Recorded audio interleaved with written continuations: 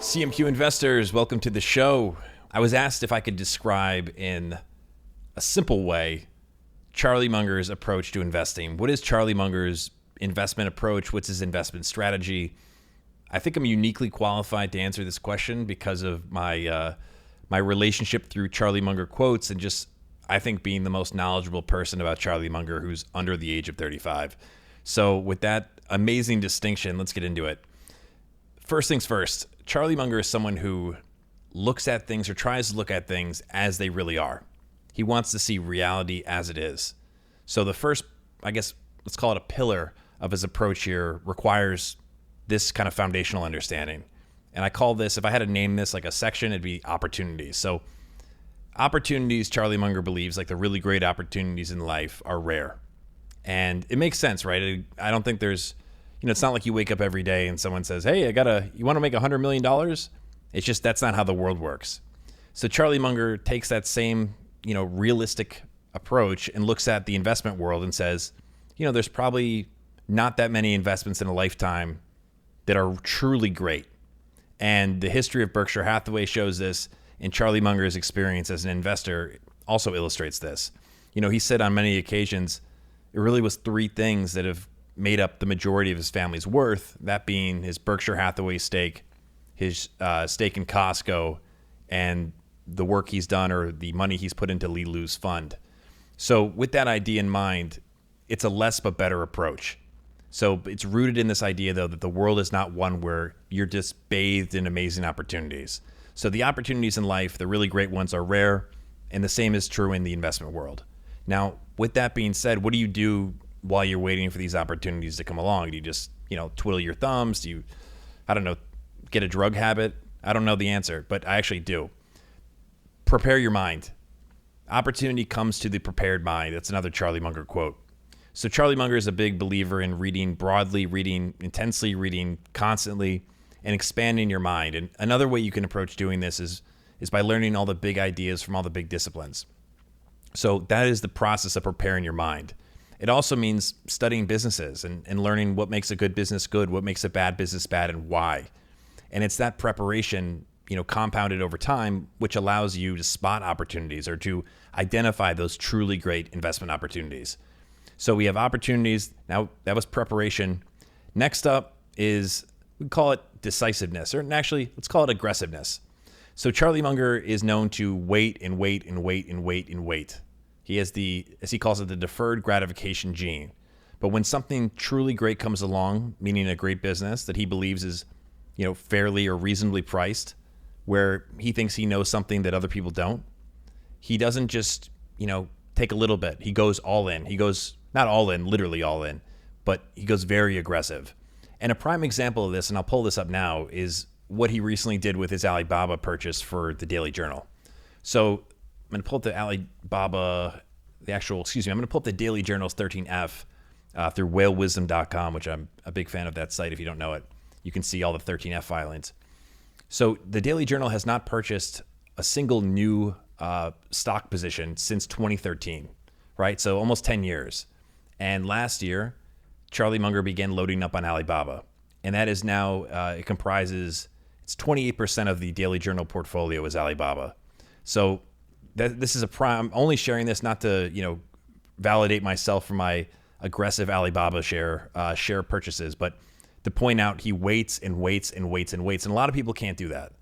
But when he sees something that fits, it's in his circle of competence, he really knows something, he has a unique insight, because he's prepared his mind, he loads up. He doesn't just do, hey, I'm going to do like 2% of my portfolio is this and 1% this and 4% this. It's very, very concentrated. It's aggressive, and that aggressiveness creates a concentrated portfolio. So the Daily Journal portfolio, again, to illustrate this example, currently has 5 holdings. And the first 3, I'll tell you the number right now, the first 3 of those holdings make up, let's see here, give or take almost 98%. So that is the kind of investor he is. It's very different than how most people would go about investing or what you're told by experts. So we had looking at the world the way it is and seeing that opportunities are rare. Instead of just waiting for them to come, they don't just come to you. You have to be able to identify them. So you need to prepare your mind.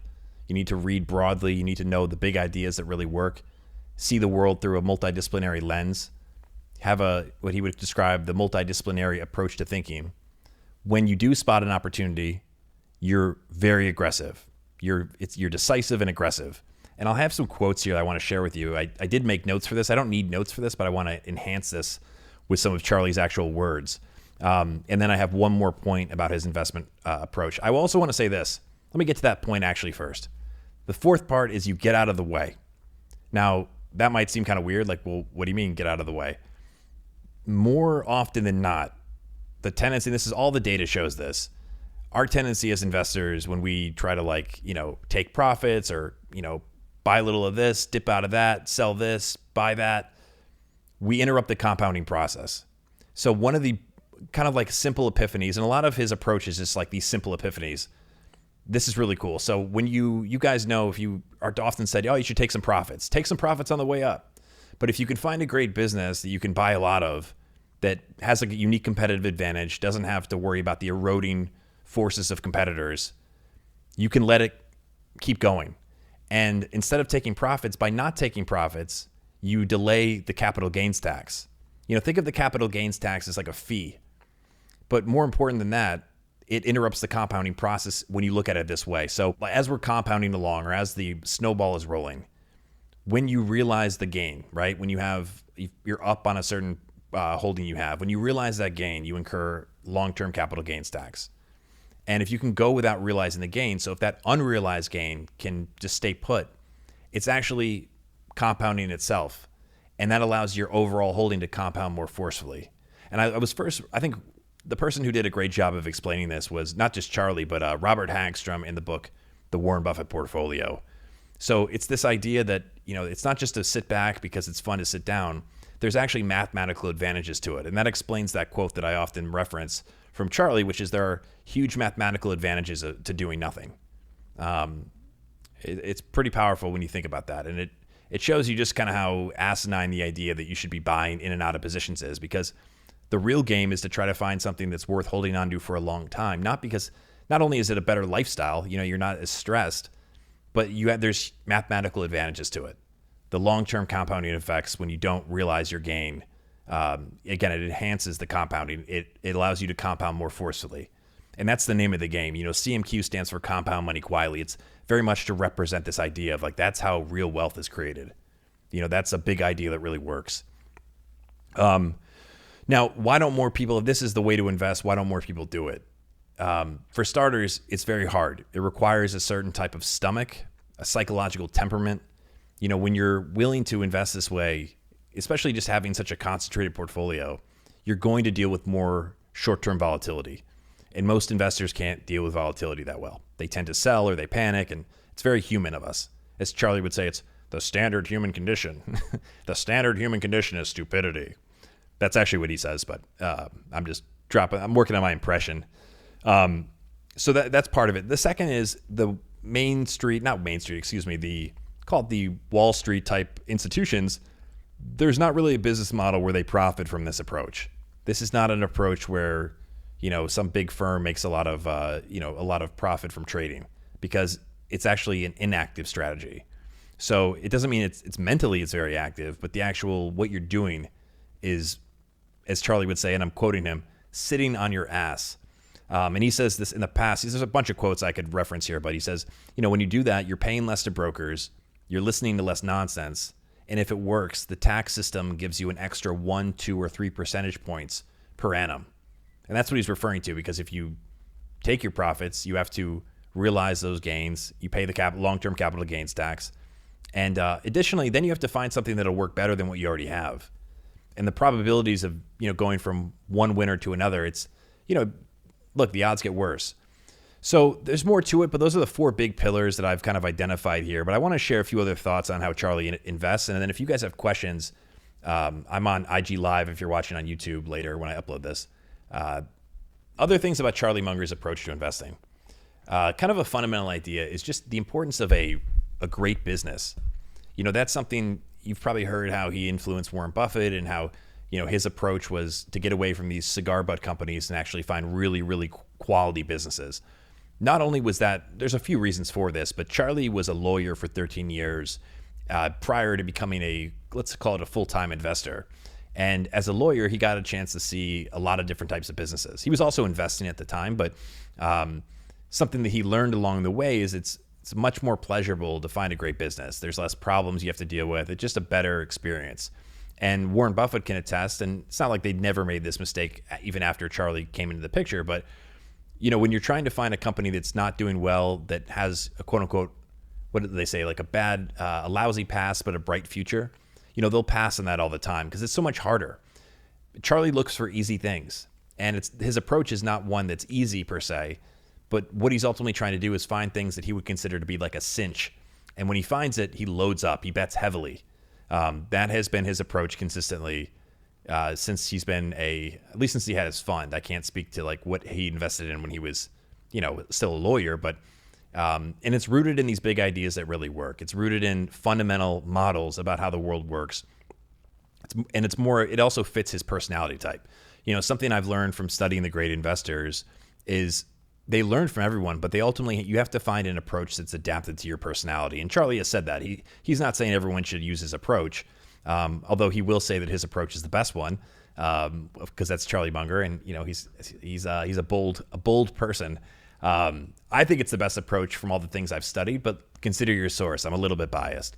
Long-term investing, that was hard, but this is the best way to do it. You have to really know what you're doing, though, because if you're loading up on companies that you don't necessarily, if you're overconfident about your ability to assess how well those businesses will do, that could be a really bad situation for you, and you wouldn't want to just follow his strategy blindly.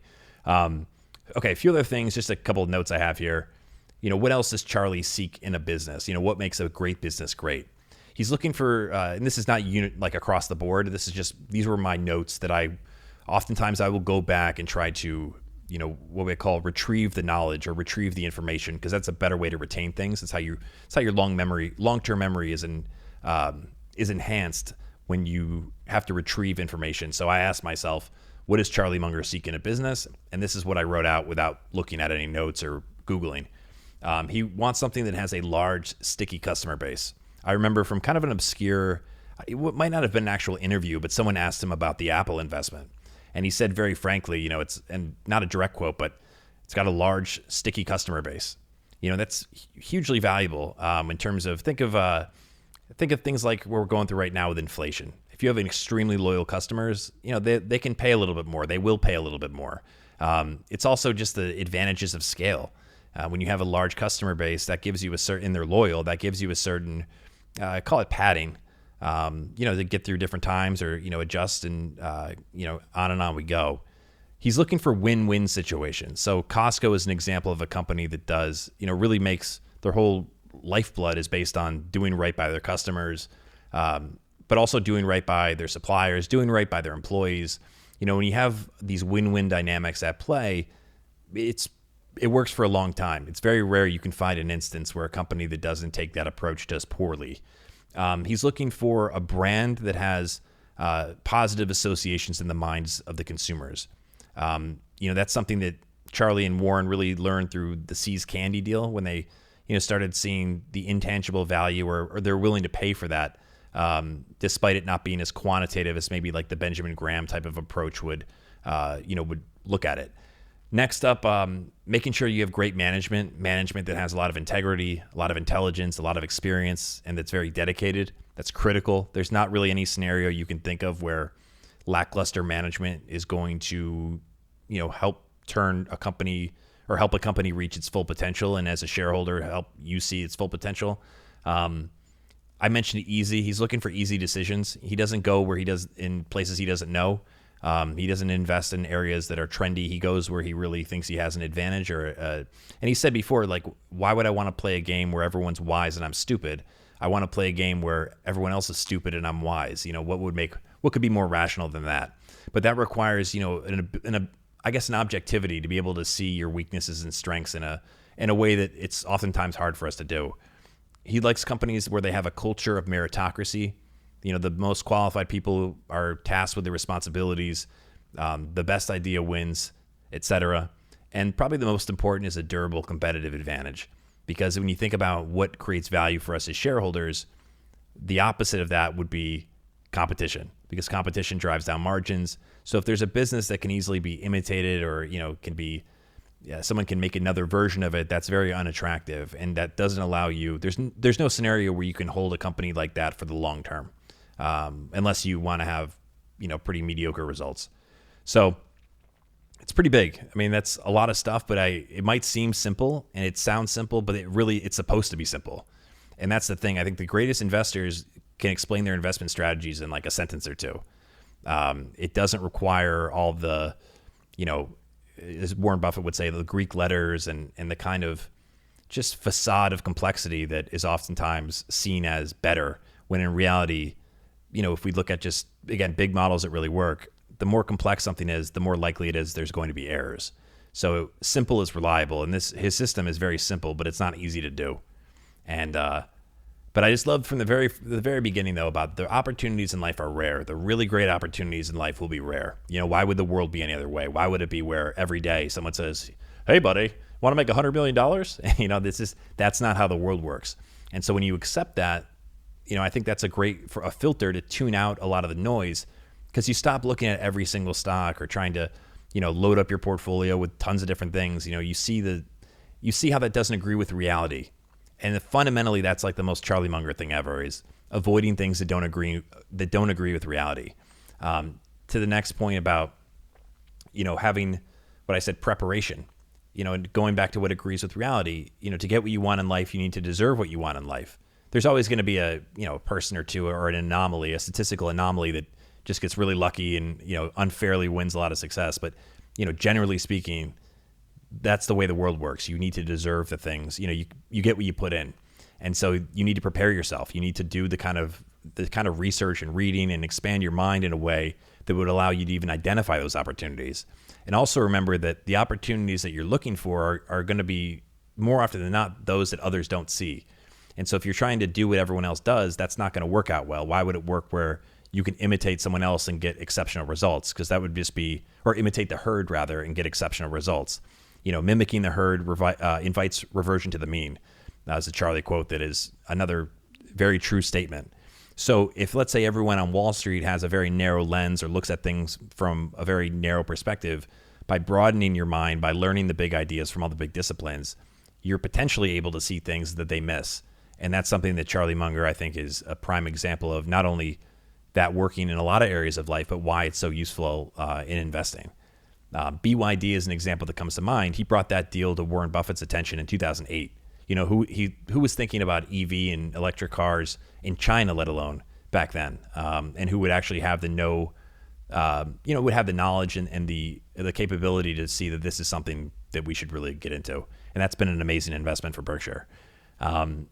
Next up, the aggressiveness. You think of like, just sit back and wait for opportunities as this very passive thing, but you have to remember that when that opportunity comes along, and there's not many of them, so when they come along, you have to strike. You have to really be decisive and aggressive. And, that requires a certain, you can't be timid. And one of the things that he's talked about, and Charlie, I say he, I mean Charlie and Warren have talked about, is not just errors of commission, but errors of omission, the things that they saw but they didn't act on, or they didn't act aggressively enough on. One example that comes to mind that I've heard Charlie talk about is the lack of action on Google. Through Geico, which is owned by Berkshire Hathaway, they saw how well Google ads were working. They had an amazing perspective of just how effective Google's business was and the value that it created. And despite that, they didn't load up on Google, and that they rubbed their nose in their mistakes. And they've said that was an error of omission. It's something you didn't do, or didn't do it aggressively enough.